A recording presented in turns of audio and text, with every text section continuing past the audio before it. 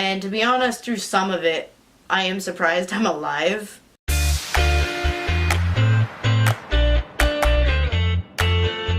Hey guys, welcome back to my channel.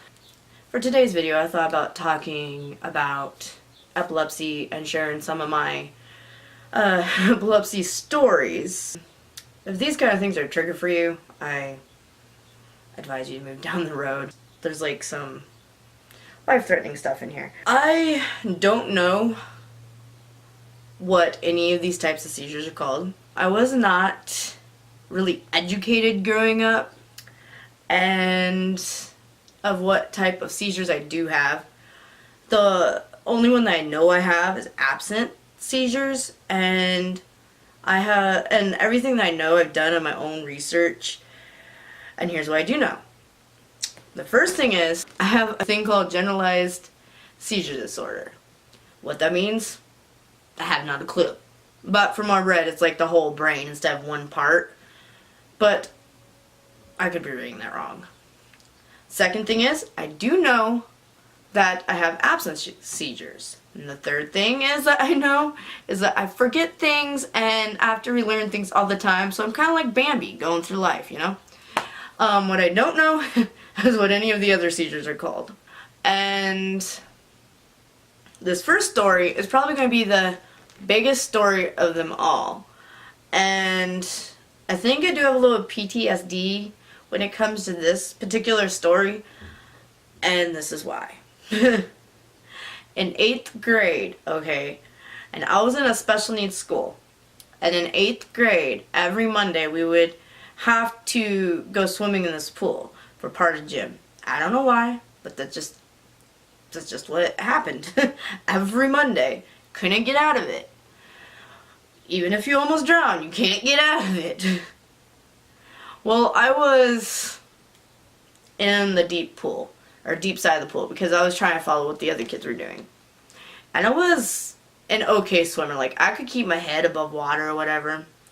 Well, I ended up having a seizure in the pool. And it was probably one of the scariest moments of my life. And hopefully I don't tear up.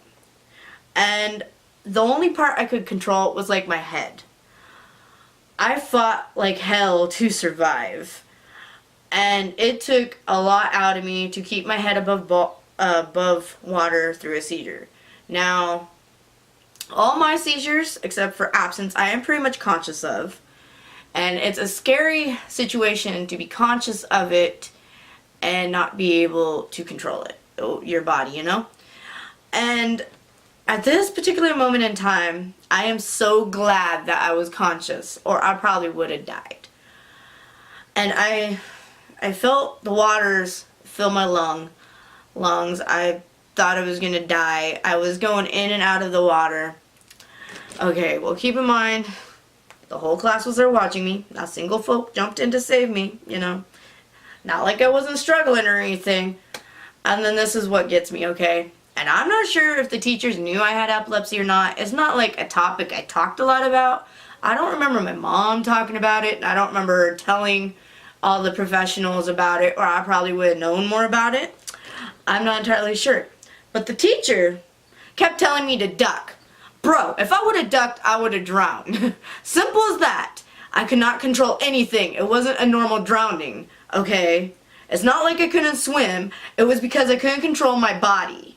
Because I was having a seizure. Hello? And if someone is struggling, jump in after them. Don't just let them drown.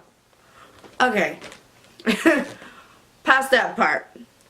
I've finally managed to make my way to the ledge part, okay, by myself, through seizure and all, nobody helping me, and then she won't let me get out of the pool. She told me to wait there 2 minutes. Okay, sure. Well, I didn't go through all that hassle to try to survive from nothing. Now you're just gonna let me die here. Okay. Well, then she gets me out, and I'm freaking out. I'm crying. I finally can control my body. Go and get dressed. Guess what? I still gotta go in the pool every freaking Monday. So I stayed by the stairs. I wasn't going back in there. But I had to go back in the pool. I am freaking traumatized. I barely want to even take a shower. Okay, moving on after that one. I'm sorry, I didn't expect to vent through this. Moving on to the next one. Okay, I did go to church at one point in time because my grandma is Christian. And I went to this thing called Awanas. And there was like games and stuff. And I went there, I can't remember, it was every Friday, Saturday, or Sunday. I don't remember which one. And I went with 2 people that I thought was my friends. I had a seizure. Fell in the parking lot. About got hit by a car. Again, nobody saves me. My friends just leave me. They ain't friends anymore, are they? Like, hello? In fact, I about got nailed a couple times. I'm surprised I'm alive. To be honest, I am surprised I'm alive. But I'm a fighter, so I kind of fight through my seizures for survival, and apparently nobody helps you when you're having a seizure. This I have learned. Nobody helps you. No one. You're just left there to die. I just can't wrap my head around it. Okay.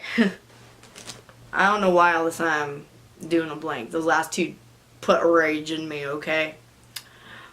But absent seizures are like staring type of, like, it looks like space outs or daydreaming. Well, people like to say this phrase, take a picture, it'll last longer, or keep staring at me, I'm gonna beat you up. That seems to be a thing.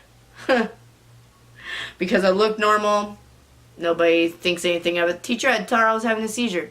Problem solved, she left me alone. Good Lord. Kids are mean. I also did have an absent seizure when I was pregnant with Gus, and I fell down a flat of stairs. I managed to roll down on my back, but I still fell. Stairs have been a trigger for me. Not so much going up them as it is going down them. They like make me dizzy and lightheaded and stuff. So it sucks when I live on the 2nd floor. I have had absent seizures where I'm walking and a car's coming and Mom has to like pull me by my hair to keep me from getting nailed. I could start from home and in clear down the hall and not remember how I got there. That has happened before. I had a roommate at that time. I looked normal, so she didn't know I was having one, and she just let me leave the house. And I left alright. Because before that I told her I was going to take out the trash. And she didn't even notice that I left without the trash. Like, if I was going to take the trash out, wouldn't I have took the trash with me? Derp the dur.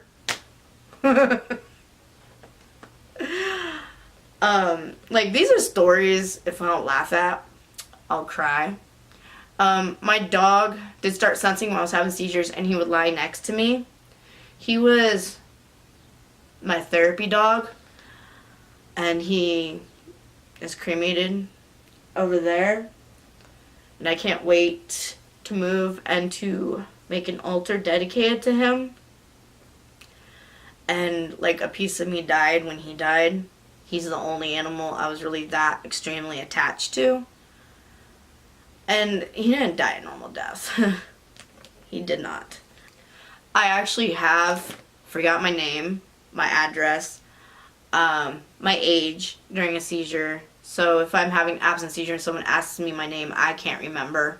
It's like temporary amnesia. So it just can't remember anything. And that's why I have to relearn things all the time. And it's kind of annoying because, you know, I'm an adult and I should know these things. And at one point I do, but then I forget how. I forgot how to cook. I forgot how to bowl. I've forgot how to ride a bike. I forgot my name. It has affected my walking, but that's more during a seizure. It's not like I forgot how to walk. It causes me a lot of problems. And to be honest, through some of it, I am surprised I'm alive.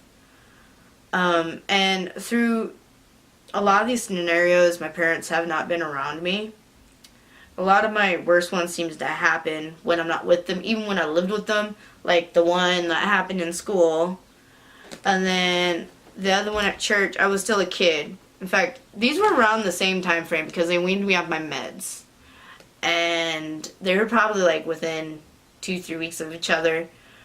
And I lived with my dad at the time. I might have lived with my mom at the time when I about drowned, but I know the church thing, I was with dad. I kind of went back and forth between two parents. They didn't live together for a while, and at that time I would spend certain time with my dad and then a certain time with my mom. And then I have a grandparent, which is my dad's mom, who doesn't believe I have epilepsy because she's never seen one. Because probably 80% of the time they're mostly absent, so you won't know I'm having them.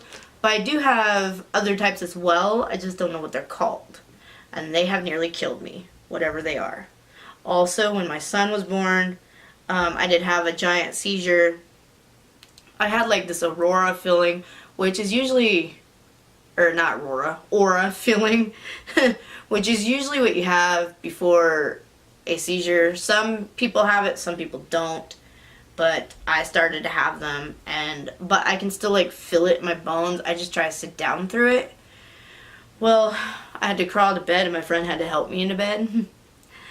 I was going to try to sleep it off, and it was over an hour long until I fell asleep, and then I finally woke up and it was gone.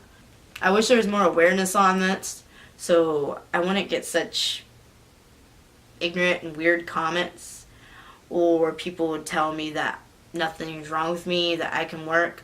But physically, I'm not able to work. Mostly because of my seizure disorder, but I can't lift anything very heavy. I don't know the most I can lift, but usually most places need you to be able to lift 50 pounds, and I can't do that. And I'm getting weaker and weaker because of my wrists. And then I have asthma, which adds into it, and then my autism, so I'm kind of socially disabled. That's what my mom used to call it, socially and behaviorally disabled.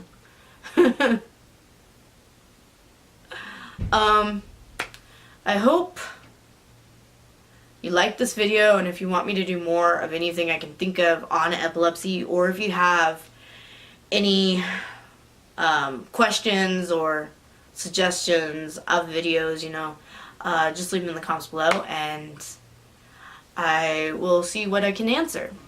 Until next time, bye guys.